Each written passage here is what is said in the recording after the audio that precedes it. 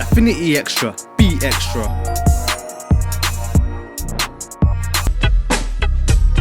Yo, I'm just gonna hand over the show to. I'm not gonna do no fancy. Yeah, you're not gonna do no fancy. I was working at what I'm gonna do this week. What I'm gonna do this time because I've been listening back to myself doing. This is the these are things. You know what I'm saying? We need to do some training on those things. No. Should I do the Black Country version? It's the 7-Up show. No, we're never doing that one. He never gets any easier. I thought even top of hands off. No. Now we're going to get people from the Black Country writing in, cussing. You know what I mean? Cussing us now, like, what are you doing to our people? And also, it's not even Black Country anymore. It's Greater Birmingham. Apparently, they've changed it for those that are not from the UK. So yeah, the Black Country is now apparently going to be called the Greater Birmingham because Birmingham wasn't great, so they want to make it greater. So it's going to be copying Greater Manchester. Pretty much, yeah. Okay. Interestingly enough. But to be honest, as somebody who's in Birmingham, you know, no offense to the Walsall, Wolverhampton, and Dudley and all them people, really they're underestimated. They're just. I just want to know that I didn't say that, guys. And then bougie South. Like, somebody went to Solihull. I mean, T went to Solihull, did a wedding in Solihull. Said, I went to Solihull. I said, brethren, that's just Birmingham to us. That's like going to, like, that's like bougie Birmingham. Yeah. You know what I'm saying? So it's like, why are people just baking? That's like saying, like, you know, I'm in Chelsea or I'm Croydon, but. To us, it's just one big massive. It's London. Like, it's London. Yeah. You know what I mean? It's just like. And I know Londoners are going to sit down there like, of course it's not. Listen, London is London. I don't care if it's north, east, south, or west. You know what I mean? Like, South. I'm in Purley. Yeah, you know, like, I'm in South London. And I notice I'm not cussing at you Londoners, you know, but I just feel like when they ask for Londoners where they're from, give out coordinates. Yeah. I'm from north, east, south, west, west, you know what I'm south, saying? east. I'm from Streatham. You know what I'm saying? Yeah, I'm from. They don't even give names, just give directions. Yeah, I'm 4 clicks to the right. Like, that's not where you live. Like, you know what I mean? Like, sorry, London. SE14, SE. Yeah, maybe that's just the ignorance of the Midlands. But you know, Birmingham's not any better. Birmingham can be best described as Nando's kind of like seasoning. Like, it gets hotter and hotter depending where you go. So Solihull's green. Birmingham's just red. You know what I mean? Actually, Black Country's just red, and then Birmingham's like blood red. Yeah. It's like it just gets hotter everywhere you go. Like, unfortunately, Sutton is about is lime and mango. Yeah. More lime. It's more lime. Depends, actually. Yeah. Sutton's just lime. Yeah. And then the further down you go from Sutton, there's one side of Sutton which is Birmingham side. And the other side is just Kingston. Yeah. That's mango. Yeah, that sounds almost racial though.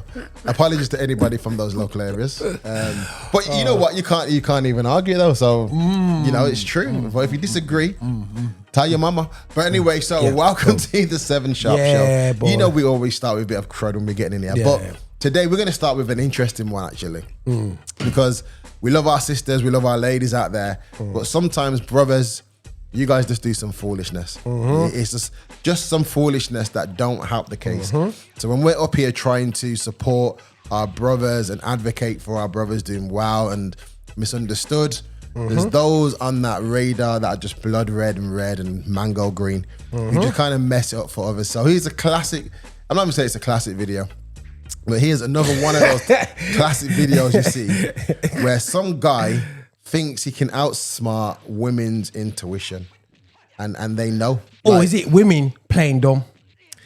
I think women hoping. Oh no! Let's play the video. Let's play the video. So let me just. We don't mean women are dumb, by the way. Just to No. misunderstood that one. Thanks for the the women in this case are playing dumb. Yes. For good reason though. Yeah. Let's see the video on this one. All of this is evidence. Had to get his ass. So Kevin by phone charged and ready, you know. Hey, babe. Babe? What That's the head, right? What are you doing? How are you? Who's your friend? I'm not no friend. Who's your friend? No, I'm not no Who's friend. your friend? No, I'm getting this because we getting a divorce, and I need all the evidence that I can get. And this is the third or fourth woman that I caught him with. And who are these? Third or fourth. This is number 5. No, You can call me baby mama because you finna be on some child support. Because what do you mean? We just came back. We just came back from Greece. You just proposed. Man's working out his next words, you know. Because Caught red-handed though. because Like, what can you say? You just asked me to renew our vows after This when 20 you cue the years, song and you're gonna Shaggy. be in here with her. It wasn't me. No, they gonna get all this evidence. All this evidence is going right to court. And guess what? I'm not getting half. I'm getting about 70% on that. 70%. Yeah. This guy's still living for what, 30%. These kids are older. Gonna start busking. These kids are older. So how long is it? And how long y'all been married? Because I've been around 20 years. He just asked me to. He just asked me to renew our vows last week in Greece. Don't put So when me. did he take you to Greece? You So when dumb. did he take And you I to guess Greece? I'm dumber. When did he take you to Don't Greece? worry about it. I went to Exactly. Paris with All he him. gonna do is give you these babies. I bet you he ain't help you with them though. I bet you he ain't. I bet you he ain't. I bet you he not helping you. I bet you he not Poor helping. children. All this stuff. This shit going right to court. I'm Clapped taking up, all this to clapped court up. with me. All this is evidence. Had to get his He, ass. you know where she's gone wrong though, which is where I Go think on. she's a bit silly, Go on. was the dude is at fault, but she's starting crud on the woman. Like, I bet Yeah, you not yeah, look after yeah, the yeah, kids, yeah, you yeah, take yeah, you yeah, to yeah, Paris. yeah, And it's yeah, like, yeah. that's Do you- dumb. Yeah. But Like- right, the question is, when you see this go on social media, does this happen? Really happen? I think it does happen. You know How what- often does this really happen? You know the thing is, it's happened like longer than we once in a realise. bit, You yeah? know? Because when you think about it, can you imagine how much funerals we've gone to, where you're burying the dude and another family's there, and they're like, "That's been my dad," or like classic one. I shouldn't even laugh at this one. I know someone who their dad had another family down the road from where the family lived, Okay. and they didn't know about each other until the mom died, and then they had the funeral, and then the kids were like, "Dad," and the other kids were like, "Why are you calling my dad Dad?" And it was like, "That's been my dad." And when they found out about the whole situations, they'd been living around each other for years. The mom apparently knew but didn't say nothing. And you're like, that's mad. So done. Yeah. But then this is like going back in the so they're grown, they're like in the they're probably at my mum's age, like 60s, 70s. So that means before technology, when people started putting out their phones, Yeah.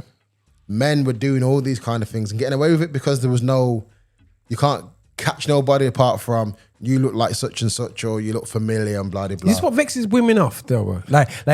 Can women get away with this? They can't really get away with it, can they? Of course they can. Of course Okay. they can. I think girls, I've said this before for years, man.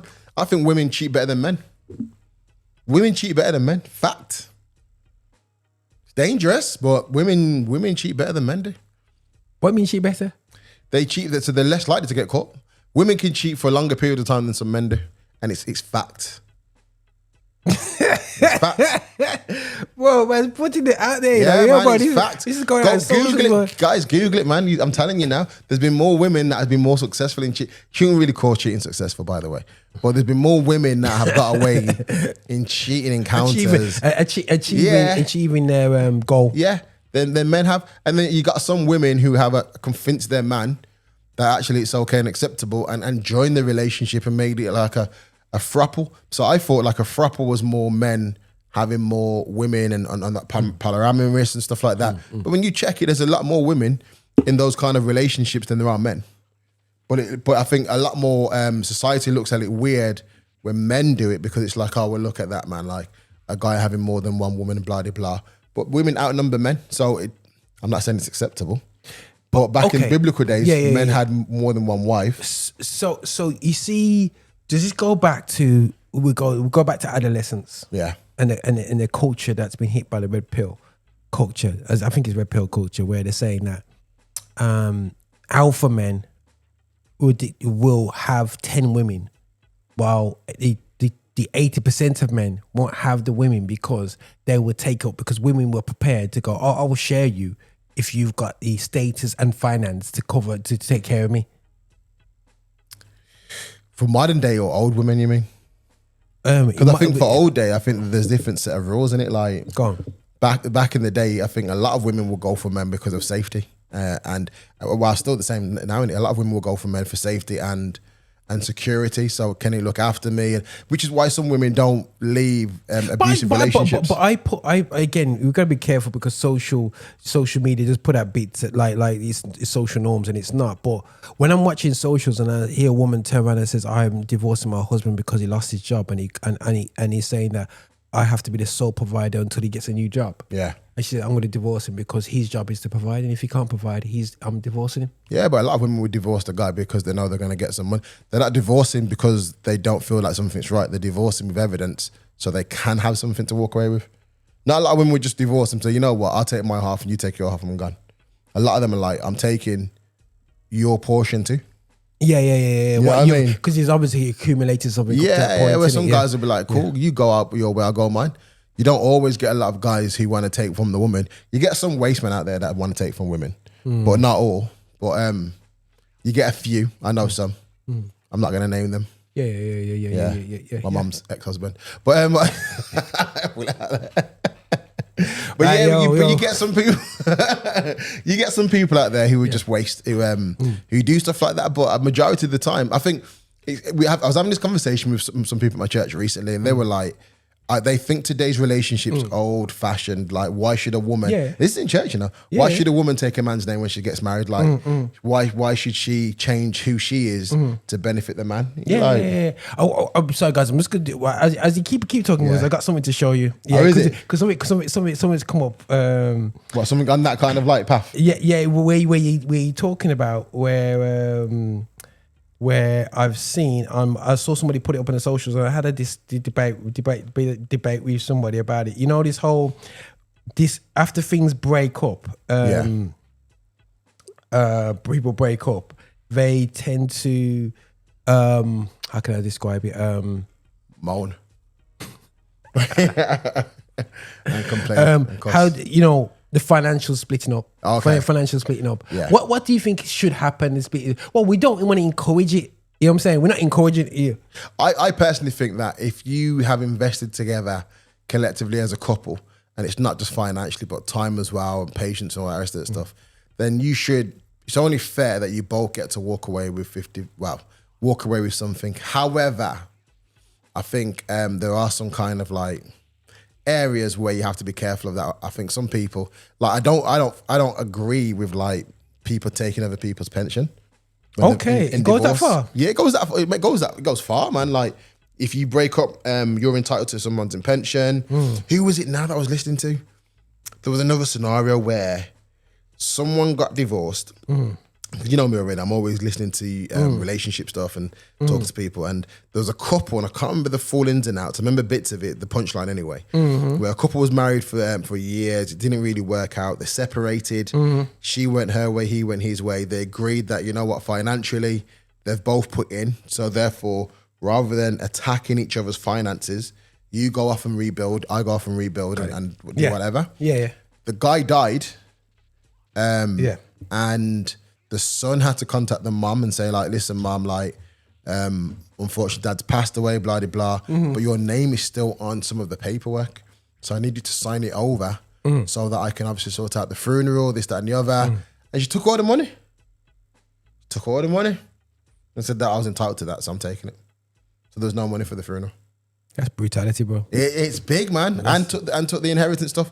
And that's because, and this is why all you guys listening, particularly men, because it happens a lot with men from the ages of 30 plus, don't have life insurance, don't have a will, and haven't put their affairs in order. So when they pass, there's no one to manage their affairs. They're just like, oh, wow, it's sorted.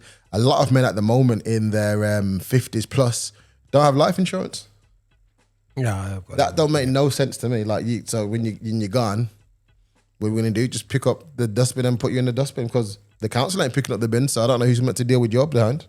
I was going to say another word then, but I'm Christian. Wow. Yeah. Wow. Yeah, man's going in. But this is what let me see how you react to this one anyway. This is one of your uncles again. My uncles, you know. It's one of these. Well, we're not going to go too much into how he messed up the other day. Oh, goodness sake, where was he? Sure. I'm sorry, guys. Now you're in a lesson. Cool. Here he is. Watch this guy now. Oh, I mean, he's a great dude.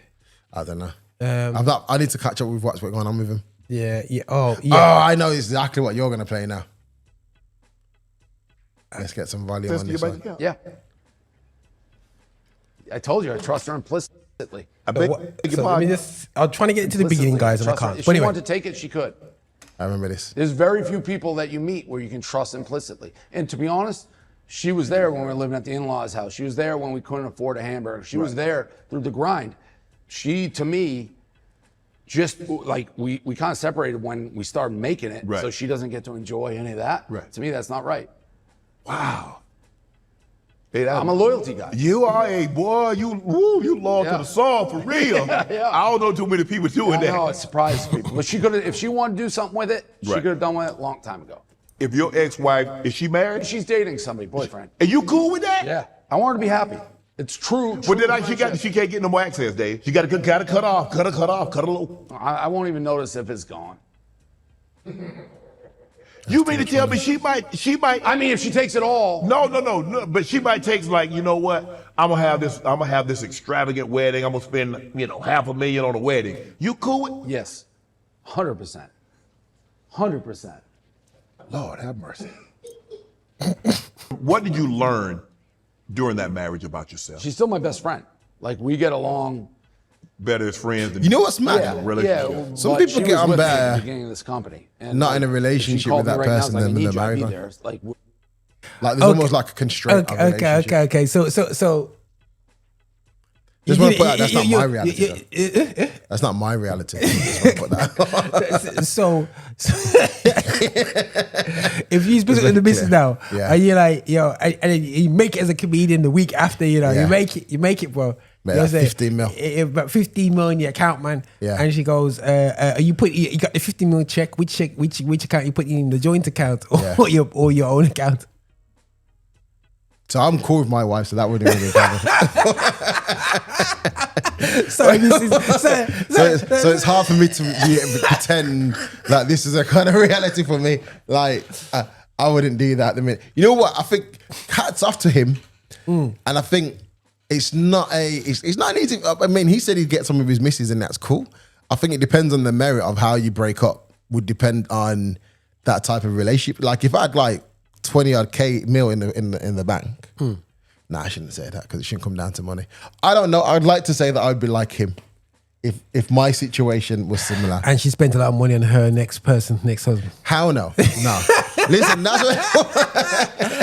that's when it would be like brother needs to find his own he needs to start doing some busking because he said he would like for her to be happy. And I don't know any man, I mean, I question any man who's happy for your wife's or your fiance's ex to pay for your wedding. Now, some people might be like, oh, that's pride talking, blah, blah, blah. Yeah. But we are prideful people. There's some level of pride in there sometimes, I'm not saying it has merit, but it does kind of give you a platform to think about. Like, actually, am I really accepting this from my fiance's ex-husband where at one day he could pull out and be like, I paid for this. Yeah. Because that's why some people don't want to date people where they know the ex as well. Because like some people are like, I taught your missus all the experiences. That's a gut blow. That's not my story. No, taking you all out, man. So, and it probably is pride talking, but I think for a lot of us as guys, there is that kind of ego there where. But he seems cool in his boots, man. He's relaxed, man. Or is it? Or it's something that in our culture we just don't. You're cut and run. At first, I was like, is it a front? Yeah. And then I was like, is it a culture thing? Because it's a black guy asking a white guy this question, and the white guy's like, it's cool. Yeah. But then there's a lot of things culturally for us where white guys will say stuff where guys will be like, nah, that's like I've got some white friends who are still very close with their ex. And one guy that I knew, we're not talking anymore, but he went out with his ex and his ex's boyfriend or partner. And he was like, we had a great time.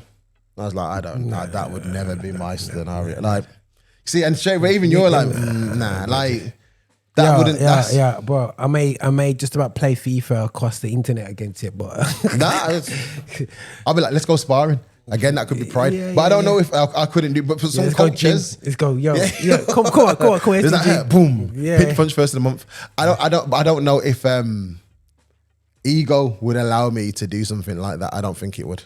But then I know that for some men, there has to be their reality, particularly like stepfathers, where they've kind of got to tolerate to some degree or build a relationship with a next man who's going to be looking or be in your child's life. Yeah. And but then I suppose circumstances you got really no choice, particularly. But it is how it is. But I mean, it kind of like segues us onto another point pretty good, because there are elements there for us as men where we all have different experiences. And sometimes, I mean, I don't want to say, well, I'm going to say like, there is no right and wrong way to do certain things. However, which I am going to say, I hope it doesn't contradict me. I think as Christians, because we've got to remember where our foundation is and our base is, there is some right and wrongs that we have to do as Christians, where, you know, if you've done certain things, then there's expectations to live by it and do. And I think that's what we have to kind of remember, which brings us on to, I'm not going to call him my uncle, because he likes to call himself. Okay, before we play the video, I think we need to even bring context to even where we're going with it. Yeah, because we got to realize that Kirk Franklin, we're going to be talking about, is Franklin. You know what I'm saying, is an artist which is revered from back in the day. All you would know growing up would be Kirk. Yeah. All I knew from the age of 13 was Kirk. Yeah, you a bit more further back, you would have definitely heard this pure Kirk. I was more Dawkins and Dawkins. Yeah. Oh goodness sake. Yes, that's later on. But Kirk is establishment. Kirk is, you know, I don't know if we talked about his father situation with his dad. I think that was more off season for ourselves. Where you remember this scenario where his mum held his information about his dad away. Yeah. That was deep, you know, bro. You know what I'm saying? Yeah. And I spoke to people who I said, you know, people that ain't got children now or got children now, and they, you know, lived a life that could happen to them. Yeah. And I said, how would you feel? Not just Christians, non-Christians. Yeah. And I think they would want to kill the woman. You know what I'm saying? To know, say that you had a son that was suffering while you had enough to provide. Yeah. And you didn't do nothing. And you literally round the corner from your son suffering. Yeah. Yeah.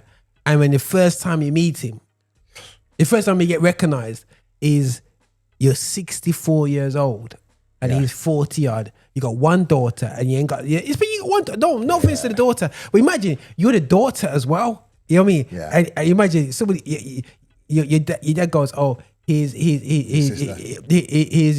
sister. And it's like, you know, I'm thinking of somebody famous black, Judy Simpson.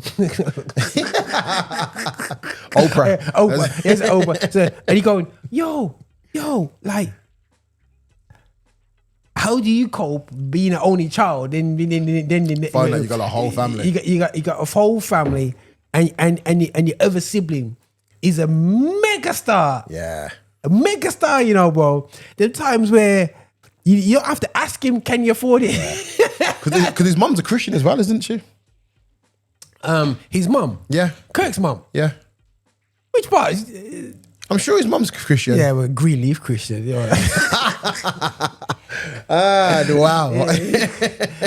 You know what I'm saying? But either way. Greenleaf Christian. You know I'm going to start using that. So for me, Kirk went through that case. Greenleaf. People said he's a bit staged, but what I did see after the whole, I saw the interview the other day with Kirk. Yeah. And he's doing the interviews. Like, why is he doing all these interviews? Obviously over the Glorilla, the BET Awards. I thought it was an amazing performance by Kirk on there. But the whole Gertrude is his his second mum. His second mum. That's the mum he always talks about, Gertrude, because she picked him up when she's in her 60s. Yeah, she's the one that did the work. She did the one who did the work, man. Picked him up, and that's one thing with the community back in the day.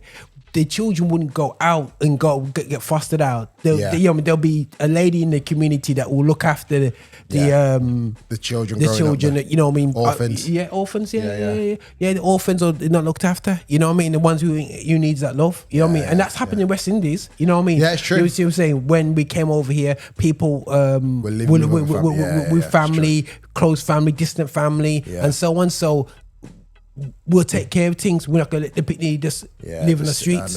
So whether it was, it doesn't mean it was easy, but it's better than being on the streets. Yeah, 100%. You know what I mean? So Kirk's coming through with that, and I'm listening to the interview, and he's talking about his dad now. It's interesting in the interview with Charlemagne. You know what I mean? And he said that it's interesting how he struggled with his own big son. They don't really get on, do they? No. But his dad is doing better with the situation. He's actually fighting. He's seeing. He's actually trying to help that relationship more than what he did. And he said the problem is not even his dad, his real dad now. It's himself. You know, it's himself. Kirk is. He struggles with it himself. Well, you can see it when he's explaining. Yeah, you can see that he's struggling with having a dad. I suppose it's especially hard. when he thought he was dead. Yeah, and I suppose it's hard to kind of introduce something into your life that you've not had, and then you have to find a place for it to fit and have meaning and purpose, and still not know how to use it. That makes sense. Like I get it, like to some degree. Like you've not had a dad. Dad comes in, and now you've got to kind of like share this life with someone who, like you said, you thought was dead. But I'm not giving Kirk Franklin no pasta. I still think there's certain things that he does. There's a lot of gospel artists like Kirk. I'm not giving a pass, bro. Yeah, because the whole Glorilla thing. I'm gonna put out some receipts of what I've said, bro. End of the day, so we've empowered that situation. Yeah, and well, the listeners might not understand what happened with Glorilla. Oh, Glorilla won basically Gospel Artist of the Year on BET, and it wasn't even just a Gospel Artist Award. It was what's the Gospel Artist name for the BET one? Well-known gospel artist. Can't be that well-known. We forgot him. It's a well-known prestige. It's Bobby Brown, Bobby Jones. Bobby Jones. Yeah, I'm saying. So that was initiated by him to recognize gospel artists who he felt had merit and kept the flame of gospel music going, and he's passed it on to people like CeCe Winans and the what them sisters called again, the Clark sisters and. These are big gospel artists who have made impact on gospel music internationally. So the Bobby Jones Award is a big award to receive, and they gave it to Glorilla, who has makeup after STIs. Like, let that sink in. So, you know what I mean? Like, this is someone who now represents gospel music. And this is why I said to people, it's collaboration is got to be strategic, and this is why, bro. I've said I've come against. I said I've seen. Listen, artists. We've spoke about this on this show. I had a conversation with Sophie about this music geek, and I said to her, I said, listen, the reality is Jim Reeves, Elvis Presley. These guys were secular artists doing gospel tracks, hymnals, which our people listen to. So it's nothing new. It's nothing new under the sun. Yeah, this whole thing. But we in our space has almost lifted, we've blended so much, gospel's blended so much into popular culture. Yeah. You know what I'm saying? There's no sacredness, you know what I'm saying, anymore when it comes to gospel music. And the awards has reflected that with that choice. You know what I'm saying? And don't want to say harsh, the Kirks, these guys are and I would even say, I remember the likes of Lecrae, The Truth back in the day when I was doing GR Live would not even work with you if you had a different philosophical view, theology. We had theology wars going on, people not working with each other because of theology. But then all of a sudden, everybody's working with everybody, no matter what background they're coming from. And I'm going, hold on a second, this can end up messy. And then now you got a generation which, I'm gonna go there right now on it, bro. Yeah, that when you go on our story mode, You know when Chris Brown comes to Birmingham. Yeah. You know what I'm saying? Not because you go into your cousin's stream, because you go into your worship leader's stream and she or he's at Chris Brown. Yeah. You know what I'm saying? Yeah. Chris Brown, Usher, Yeah. Beyonce. Yeah. You know what I'm saying? I call them all out. I'm not saying they're going to hell. I'm just saying and then I asked the question, how much was the ticket to go Chris Brown? Bro, do you know how much it cost? It's like £100. Okay, right. Let's bear this in context, yeah? Yeah. So I'm bringing over American artists. I'm struggling to cover the fees because I can't raise the ticket prices. You know what I mean? Got to be there. Yeah, because us Christians ain't gonna pay that. They ain't gonna pay that. Yeah. But the same Christians and they're picnic. Yeah? You know what I'm saying? I remember hearing one of them felt guilty and they came to me and said, Roger, I spent 80 quid going to see Beyonce, and this was years ago. I said, 80 quid, that's crazy. But Beyonce, you know, she's the next level. He strikes me. So thinking that's madness. You know, you found 80 quid for that, but you couldn't even send your picnic to a £15 gig with a gospel artist coming from America. Fuck crazy. So CB, Chris Brown, who apparently probably had no career a couple of years ago for slapping down Rihanna, yeah? You know what I'm saying? Yeah. You know what I'm saying? He had no career. So I'm thinking, you know, Aston Villa, yo, that's a cheap £25 in the stands, innit? You know what I mean? In the whole thing going, in the whole tent. Yes, they're going, yo, I mean, quiz. Yeah. And I'm watching people's views. They're like miles away, bro. Go up on 100, bro. What? To sit at the top? I don't know where they were sitting, but above 100. Nah, there's nobody I want to see over £100. Bro. Yeah, how much shopping bags I can get from the Audi? Bro. Call it Not a lot, actually. 190. No. 190. But ask them the last gospel show they went to. Ask them the last time they bought a gospel album. Yeah. Ask them the last time they streamed gospel music and at least put some money in and put some cred. And this is my... Or sorry, tithed, guys. or at least tithed. I'm going to rant mode, man. Or at least tithed. Bro, listen, man. Yo, bro.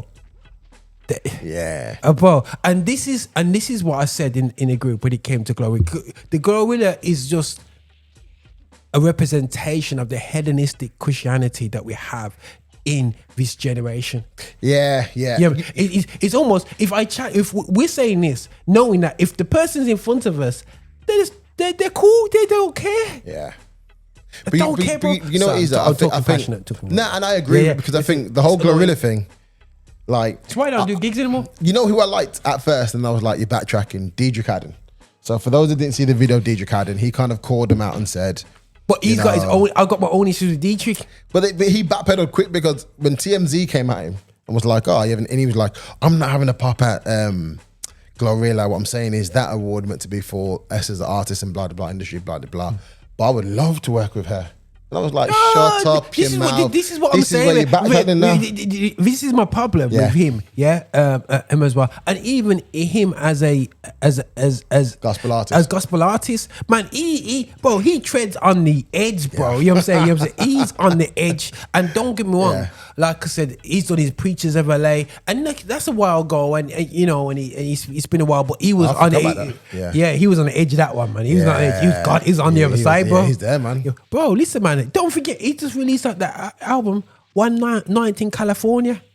The track. I've not even heard it. Ain't you heard the track? I don't listen to Diedrich.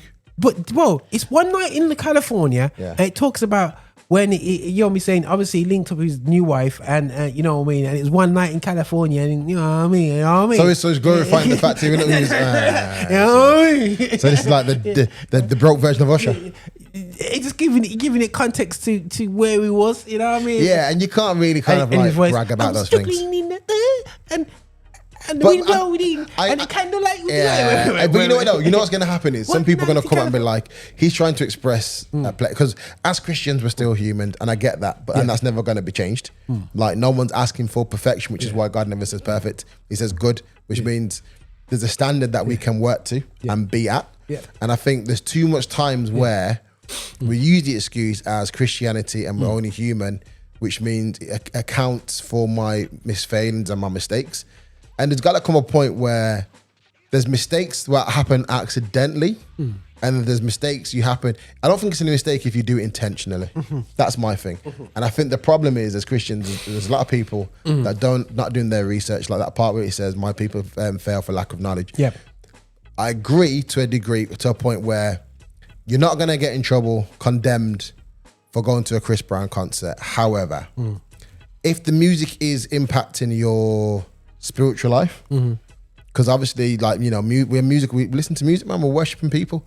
So actually, if Chris Brown has become your level of worship, or secular music to that level becomes your worship, and then you start acting out, because as Christians, if you're listening to worship music and gospel music, it encourages you to want to worship more, to seek God. Yeah, man, influences his spirit. There's more of that. And because that's the power of how the music works. Yeah, if it's that powerful. happens It's powerful. It's from powerful a gospel too. perspective, Yeah. then what worship and stuff were you doing with the secular music? So that's gonna. I know for a fact. I love a Kano. I love Kano gigs and all them kind of guys. Oh, you into them and this? Yeah.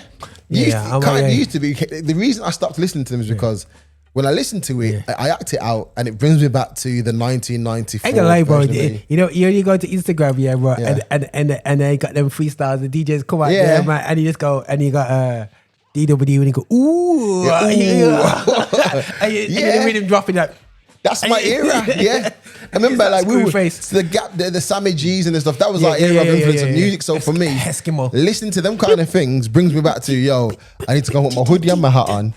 And if someone looks at me wrong, we've got to go down, man. That was the influence of music for me then. So if that's the influence of music for me then this stuff we're listening to, the Chris Browns and stuff like that, it's got to have a hold and an impact on us. Bro, but the state of the likes of Chris Brown, Usher, and don't get me wrong, we're gonna have presenters that are listening, watching us, gonna want to beat us up for saying this, because I know we've got colleagues colleagues and people, and we're not saying repent. I'm saying it. I'm joking. This is not a heaven and out issue. I feel like there's a toxic. Like, listen, I don't drink. Yeah, I'm not saying, Blue, if you drink, you're going to hell. You're a bad person. We're saying, yo. But the ironic thing is, people, but I got in my church, we've got a white pastor, and he was, and one of my friend, he made a rum cake. Yeah. So his wife goes on the stage and goes, announces that there's some rum cake, but children do not eat the cake because it has rum in it. The kid's straight in there. Bro, I was like, hold on a second, but I get it. You say, and he said, don't drive. If you drive, be careful with rum cake. But I'm like, I'm teetotal. Yeah. But I eat rum cake like there's no tomorrow. Yeah, box but I don't drink alcohol. So different people see things from different angles. Yeah. So we're not saying that you can't perform at these events. Because I know musicians that actually are Christian musicians that perform on these stages. I'm just saying I couldn't do it.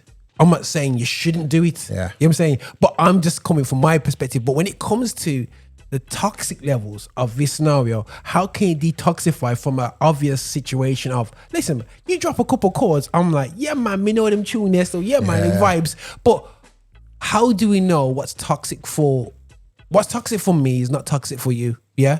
And my issue is with these spaces is that it is so, like Usher, what's going on in Usher concerts? We know what's going on in Usher concerts. Looking at lose your wife, is that what's happening at a concert? Yeah, obviously. And Chris Brown was going on with things the other day as well. Bro, let me take you down. If your wife's sitting in that chair, then it's over. Bro, you know, like that first video, like he does that whine and grind on your wife. Like, listen, but and Chris Brown, you know, this life is, why you go into this? I just escapism to having a life of sexual immorality. Yeah. Where you go into Chris Brown, and Usher, and then Beyonce is just always tease people and says, "Are you going to see Sasha Fierce?" You know what I'm saying? No, you're not going to see Beyonce. You know what I'm saying? So I don't get it, Blue. I don't get it. Well, everybody, you might as well see the whole worship team is going to be at you know what I mean? CB, and then the worst thing is you got Kendrick Lamar, and like, so what we call it, you got Kendrick Lamar's expensive. Yeah, he's expensive to go and see. But and I like Kendrick's coming now as well. Yeah, he is. Yeah, but I feel like his music, you need an encyclopedia to understand what he's talking about, because he goes a bit too deep. And so sometimes I'm like, this is too much work for my head. Yeah. But I think, you know what? Because I've seen some gospel concerts. Go on. And I had this conversation with my cousin the other day because he went to a gospel concert recently. And he was like, can you tell me, he's not a Christian, the difference between a secular concert and a gospel concert today? And I was like, because he said his understanding of a gospel concert was supposed to be like worship, ushering the presence of God, blah, blah, blah. I said today, nowadays, depending on some artists, I'm not going to call them out, I feel some gospel artists now, they do that because they're under the banner of gospel, so there's an expectation for them to do that. But for me, I just now see a lot of gospel artists as a good concert. Yeah, it's a good concert. It's good music performing. Now, I know we can use the same argument with if it's just good music to listen to, then why can't we do that for secular? That's cool. The difference is, and this is something that just came to mind, is imagine you saw, and some people might be offended by this, and I don't really care, a witch person, so someone who's deeply into witchcraft, who really purposely invites demonic spirits and demonic stuff. You knew that was their life. You knew that was their behavior and stuff like that. And then they say, but I'm an artist, I'm going to start singing. And then they start performing R&B stuff.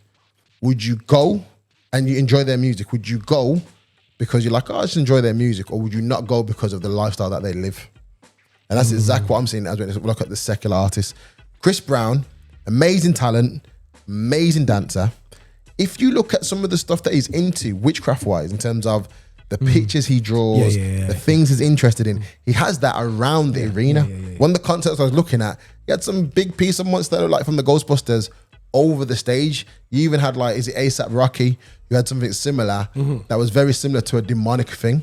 That's part of his stage performance. Listen, and you're going to that. So the very fact that people are saying, but I'm just going for music, you're not, because what these people are doing, the exact same thing we do at church and praise and worship, they're creating an atmosphere. Music creates that atmosphere. There's kind of like rules where we start with a slow song, or we start with a fast song, then we go to a slow song, just to kind of get into that psyche. And I think a lot of artists do a similar kind of thing because, and I don't know if you remember this one, Prince years and years ago got sued for this one, where he was playing music, but under the music was saying he's a sex symbol or he's a sex god. And he got sued for it because it was saying it's impacting people's minds, because actually while you were listening to the music, he was subtly giving you words to kind of say under the music. So that was the level of influence. So if that's what we've got from artists like that, then what's it? And Prince plays some good music. And right, so this is, guys, this is not we're not going back to, you remember the days of people bashing off secular music, but the thing is I want it because my son, my brother, he's heavily into. Now we grew up in a period of like Erykah Badu, so I love neo soul, whatever. Erykah Badu is a proper artist, but when you see the things that she's into, bro, listen, but I listen, Rim Shot, man, them tuners, so man, them vibes, man, them tunes are big, but yo. She's bro. So my brother, I said to my brother, he sent me a clip. Because he goes to these gigs and he look. We're all Erykah Badu fans here. But I heard that she used to. I remember they said that she came to Birmingham one time and she let out a scream and all the first line of the crowd all fell back. Like bro, serious, bro. So she's into that witchcraft, but I'm gonna see if I'm gonna play this, bro. At the moment, she's like a sexy Freddy Krueger, innit? Yeah. So she's now calling out. Let me see if I can get this footage. Let me just see if I bring this up now. So you see this here? She's there trying to vibe up. Let me just see if I get this right, because is the screen? Because the thing is, she is messing up. Oh, am I gonna get it? No. Kirk Franklin just messing up the stuff now to go on scare.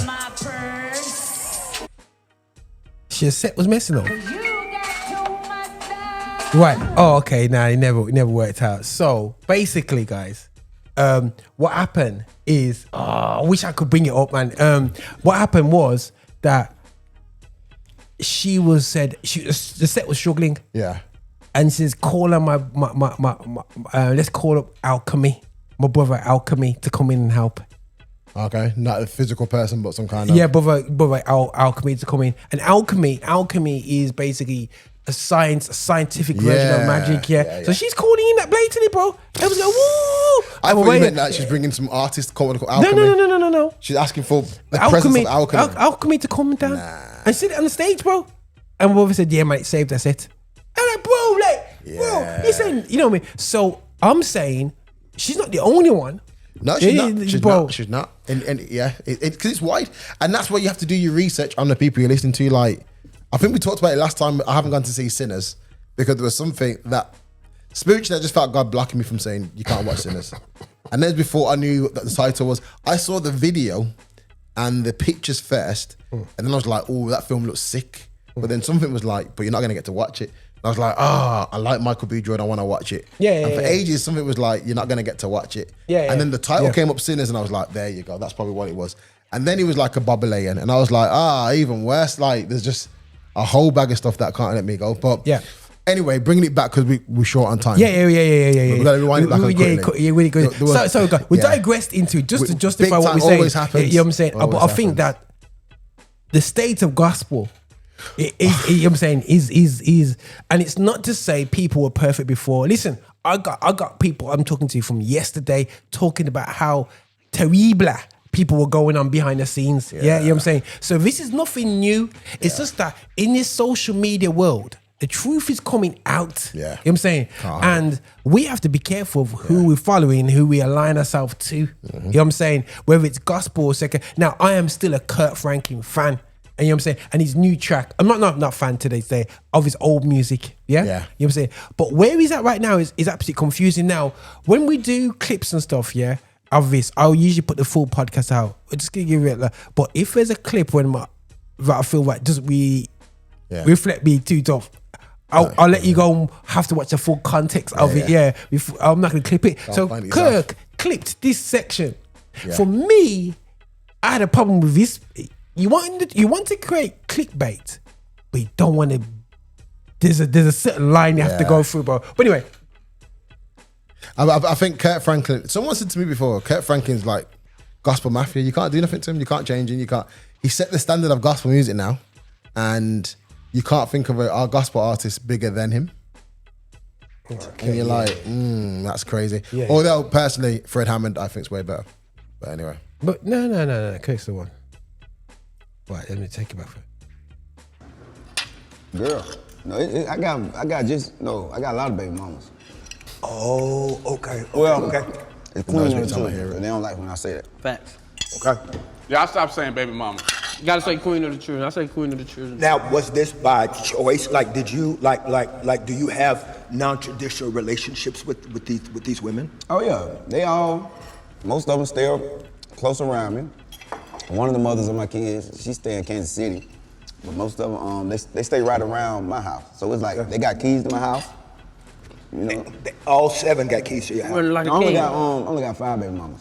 And all 5 of them have keys to the house. 2 of them, because they got the most kids. It's 3 and 3. And they can't stay with me. Even the stars. Okay. Hold on now. Okay. But the spirit of the house is intact though. Oh, this is a beautiful spirit. Yeah. That's why. Okay. He about to tell you why. Watch. Because the kids are there, so I can't take everybody to school. So their mom got open access. She might come watch one of my kids. She might come watch Zarya clothes because she let her clothes pile up. So it's basically like a community, and it was a family structure. It could have been an ugly situation, but I feel like how'd you make it beautiful? Jesus. Honesty. It was really Jesus. I tell everybody, no matter what situation you in, we all gonna put ourselves in a mess. Right. I'm just straightforward about my mess, you know, and my sins turn into wins. Because hold on. Let's let that marinate. That's good right there. You and your girl decided to have a lot of kids. Sorry, people. Let's let that marinate. He said, Jesus made his sins into wins, and Kirk said, let that marinate. Bro, let's start rebuking. You know what I'm saying? Sure. No, thing is, from when he said Jesus, I would have screwed my face, bro. You would have seen a screw face from me, like, what you talking about, boy? Yeah, what you talking about, Willis? What you talking about, Willis? But there's a moment there where you just kind of wish that Thanos came and just clicked his fingers or punched him in the forehead. Okay. Yeah, I just feel like okay. So the conversation. Give us a bit of context behind this whole thing because I think we'll be clipping this up for a while. Yeah, there's a lot to click. So for those of you wondering what that was a show of Kirk Franklin, which is Den of Kings, where he has co-hosts on there like DC Youngfly, Deval Ellis, Country Wayne, and Young Lou, who you saw in the video. Some of them are comedians, artists, and singers. Yeah, Country Wayne's a comedian, isn't it? He's not funny, but he's one of them. But he's not my comedian. But he's a comedian, yeah. Okay. And you can tell he thinks he's funny because he thinks God made his sins into wins. And that's a rubbish comedy set. But that's Country Wayne. That's him. Yeah. Okay. And so, yeah, for me, I just get annoyed with the whole thing. You know what I get annoyed with? I get annoyed with the fact that, one, Kirk has put this together to kind of get men's perspective of fatherhood and faith. And he wants to hear their perspectives. Here's my annoyance with this one. Go on. We've already got enough perspective of secular world views. You don't need we don't need to look for it. Yeah. You know what I mean? We've already got it. Like on social media, everyone's doing this already. Shannon. Man, we already hear it. So on those platforms where you don't have an accountable Christian who says they understand the word and are in it and fully involved in it and about Christ. I like that. I like what you're saying. They can do that. And for what he just said there, works on that platform because there's no level of accountability. Kirk Franklin, in my eyes, meant to be an accountable person, is the only person in that room who proclaims to be a Christian and proclaims to have a Christian background, so therefore he has an expectation and the responsibility of teaching correctly. So when someone comes on and says my sins are wins, and he says let's marinate that, he's not condoning it and not condemning it. Now I'm not saying that he holds the judgment to say this is right, this is wrong. We all know what's right and wrong. Like this guy has had 5 women with different children and all the rest of that stuff. That's cool. And whatever situation and setup he's made to work for him and his family, that's cool. But when you put sins into wins, makes it almost sounds like it's acceptable. And this can work for you too. Like, guys, if you cock up and mess up, God will turn your circumstances. He can say, if he was broke, he would have that community situation. Well, would he still want that same situation of that community set up? He's bringing in finance, he's bringing in money. So therefore, he's bringing value to them guys, which is why they're all around him. If he was broke or if he was working a standard job, would he still have that mindset? We don't know. But the very fact that Kirk isn't willing to kind of correct that and be like, you know what? As much as you might think that's a God blessing, it really probably isn't. It's using Jesus don't use Jesus in your situation when you don't know him. You know what I mean? You don't know. You know, so it's why using Jesus, and this is I don't know if it's an American thing, especially Black Americans. Yeah, it's American. You know what I'm saying? When they just bring Jesus into everything to justify. We do it bad enough in church, let alone outside of church. You know, they're bringing.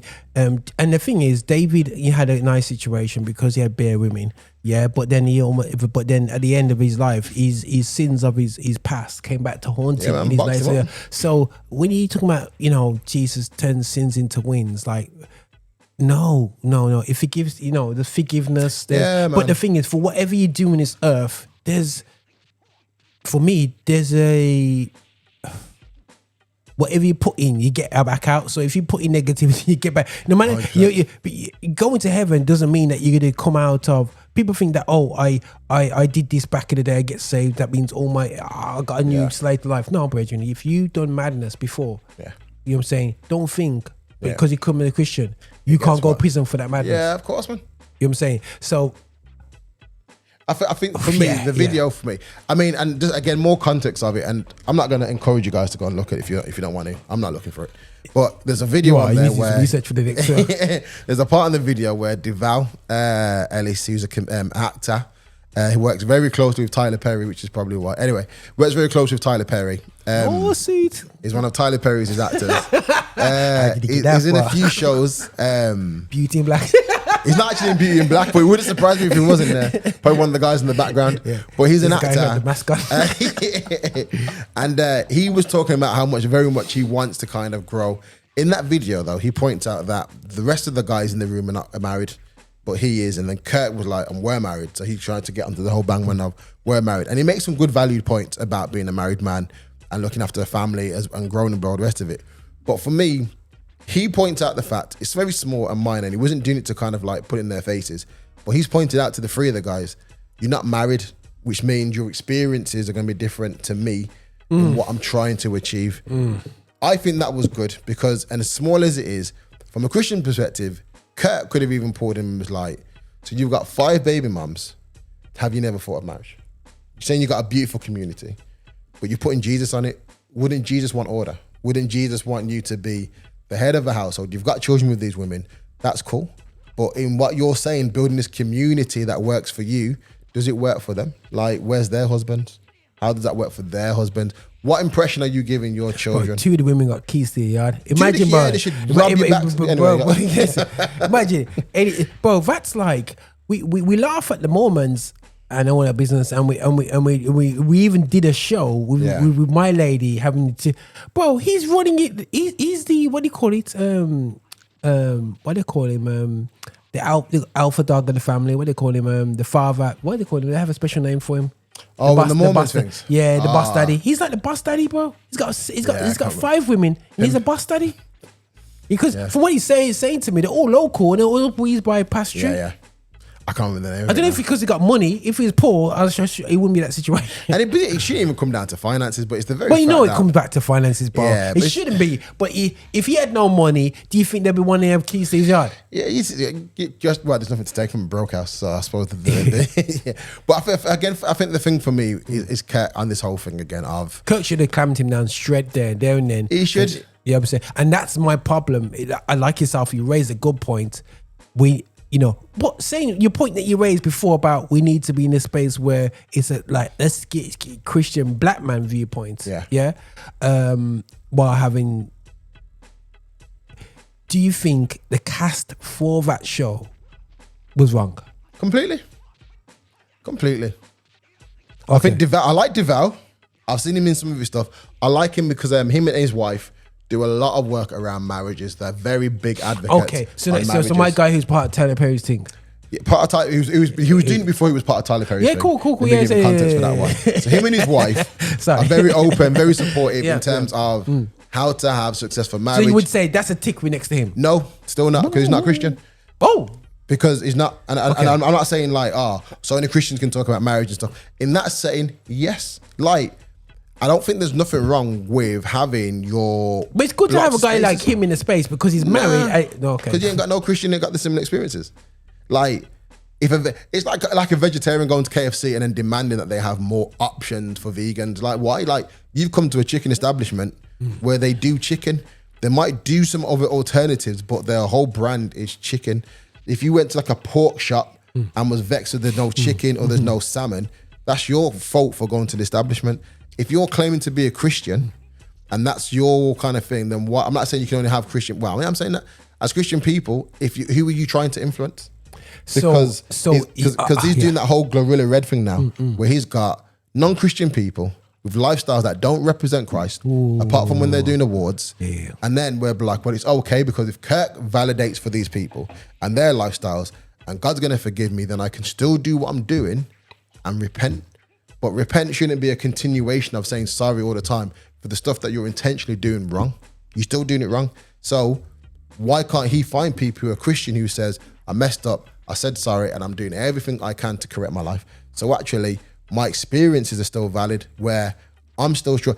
What's his name again now? Donnie McClurkin came out a while back and talked about his difficulty in sexuality and homosexuality. Why ain't got him on the panel? He's got experience as a black man in the entertainment industry. I'm sure there's going to be stuff there where people can resonate, Christian and non-Christian, where you're like, I think Kirk, he's like he's distanced himself from the Christian community. And the lizard. Yeah. So it's like he's, and I think he represents us. I don't think he represents. He don't represent me. No. He represents us from a and what he's doing, but he's not saying he's a good representative. I just said he represents us in the world, in the wider community. But I'm not saying he's the best representative for us. But they see him. You know, when you see Kirk Franklin's BET set, it represents us. It's a good set for us, because Nah, musically. You know what I'm saying? So. You know what Kirk Franklin is? Yeah, go on. We're almost finished now. Kirk Franklin. To the non-Christian world, silver and gold. Kirk Franklin now then to the world now is what Will Smith was to white audiences before he slapped Chris Rock. I think white people felt safe around him and was like, oh, he's okay, he's not dangerous. He's one of them black people that you know, he had Uncle Phil until he slapped somebody and he's like, oh, he's very like much of the other black people. Kirk Franklin is one of them people where people of the world like him because he validates their sin. He validates the wrongs that they do because he doesn't condemn it and he doesn't question it. And does it? He accepts it. Yeah, it does. I mean, he might do it and he struggles, but he doesn't call it out. So there's nothing there where you can say, hold on, Kirk's telling me that was wrong. All right, call him and check it out. Like he's not questioning nothing. Where you got some gospel artists who will be very open about where they stand on their views of Christian, and they're not popular, but their music has weight because when you listen to it, you can feel the conviction and you can feel the passion and the understanding. Kirk Franklin now just makes entertainment music under the gospel banner. I don't know if he'd be successful if he started doing a Chris Brown. He's too now established under the gospel. I know a lot of his gospel stuff is sprinkle of Jesus, but a big dollop of hope. So you're not down with the tops he wears on stage? Kirk Franklin, no. The very fact that at the BET Award, he was like getting blazed for all the stuff he was doing, and then still did it. Well, do you think he got blazed? He got Ridley. He got Kevin Hart. Do you think that was just a joke? Or listen. When a comedian sits down and analyzes. Oh, stop it, bro! What you do now? That's the thing. When a comedian like someone like Kevin Hart, Dave Chappelle rinse you on a certain area, they've watched it and thought, this is something that everybody sees. And yet, it's like they will look at something and just kind of like dissect and be like, there's so much content we can have out of this. Kevin Hart rinsed him for that 10, 15 minutes. So, haven't you gone to church with no shirt on to see a suit top on? He has a suit top on with no shirt. Yeah, exactly. No vest underneath. You know so if it was an altar call and he had to go and pray for you and he put your head on his chest, would you be comfortable for him to put your head in? You know when the pastor like puts your head like that to pray? Oh, and then that's sweaty man's chest. Listen, I can like Kirk Franklin, some of Kirk Franklin's music for entertainment, but I don't take it from a Christian perspective as food. It's not food for me. It's a Twix. It's something that you can eat and it feels nice, but it's not. It ain't spiritual food for me. Wow. No disrespect to Twix. But your stuff is not nutritious. It's sugar. But it does really. It's sad. It's a sad plight for God, you know, gospel music and let the revolution happen. I feel like there needs to be, because we've lost the reason. Yeah, we've lost the reason, bro. It's become just a genre of music. It has, and I think a lot of us Christian music. A lot of us are to blame. A lot of us are to blame. Yeah, 100%. I'll say why. Like, because we talked earlier, we got it ready to close the show now, but we talked earlier about Christians going to like a Beyonce show and blah blah blah. Yeah. And here's the thing. This might be offensive. It's not intended to be, but I feel like as Christians we allow too much stuff to slide. So, for example, we're the only kind of faith-based people that are happy to add the world onto what we do, with no expectation. Like so, for example, like Nicki Minaj jumped on Tasha Cobbs' album. Yes, I remember. Yeah. But did Nicki Minaj invite Tasha Cobbs on her album? You've got you got what's his name, Madman West, who did a whole gospel album and whole church thing. But did he invite anybody onto his stuff? You know what I mean? Like they jumped on his stuff. You know what I mean? Like there was that cross-platform, but they get involved. And the reason, and then if you look at our Asian brothers and Asian community, they have like Sikhs and stuff like that who have a lot of religious music that they listen to. You don't get popular artists on their stuff. Ain't no one asking Stormzy to jump on a Punjabi track.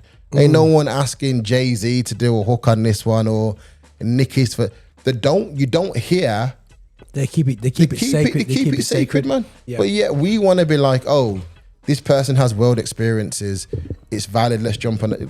Why? And then we're full going to buy the track, and then allowing the world to be like, oh, we can cross over because Jesus cares. He does care, but we shouldn't be having this whole. And I've been saying this for years, man. Like, you know, unless your heart's in where it should be. I'm going to finish on this point because I can stand on this one. I should have made money off this one. Go.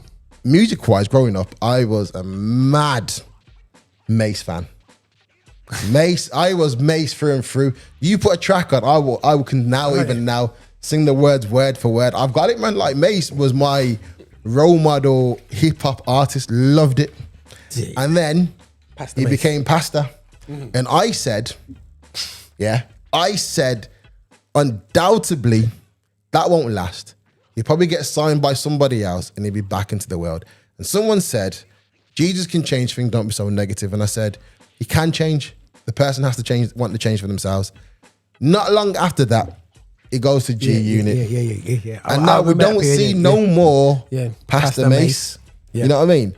And that's because of how well I was ingrained. When I say ingrained, I brought baggy. You remember back in the days of One Quest days, my clothes looked like Mace just on a budget. You know what I mean? Like I tried to be Mace, but vocally, I knew this guy, this artist, so well before internet was booming and social media was booming. I was in it. Any magazine he was in, any interview he was doing, I was on it.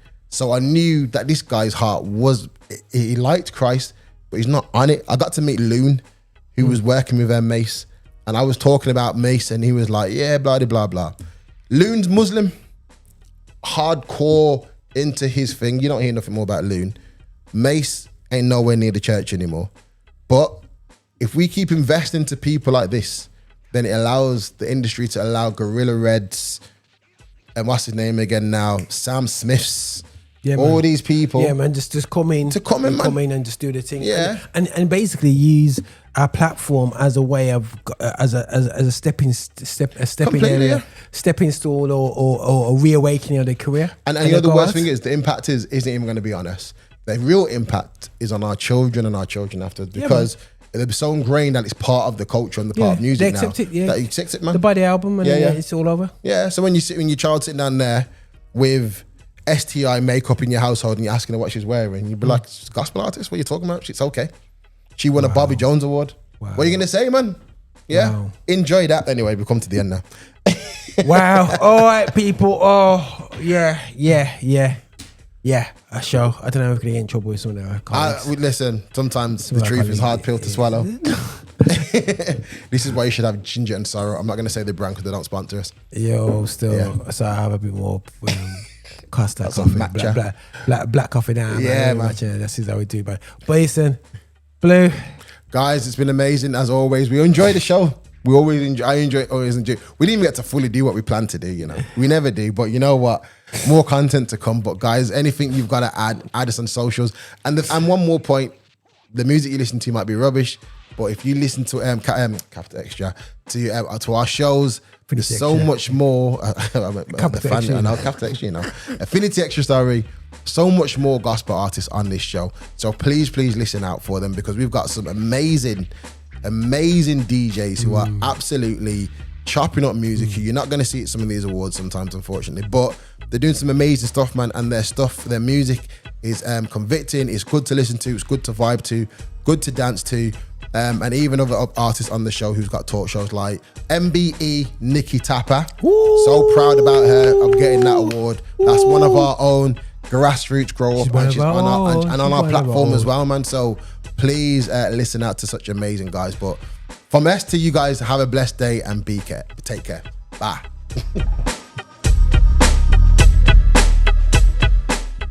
Hi, and thank you for watching. Make sure you subscribe, you like, and you comment, and make sure that you're sharing the videos and watching so much more. We have loads of content for you. I hope you enjoy. See you soon.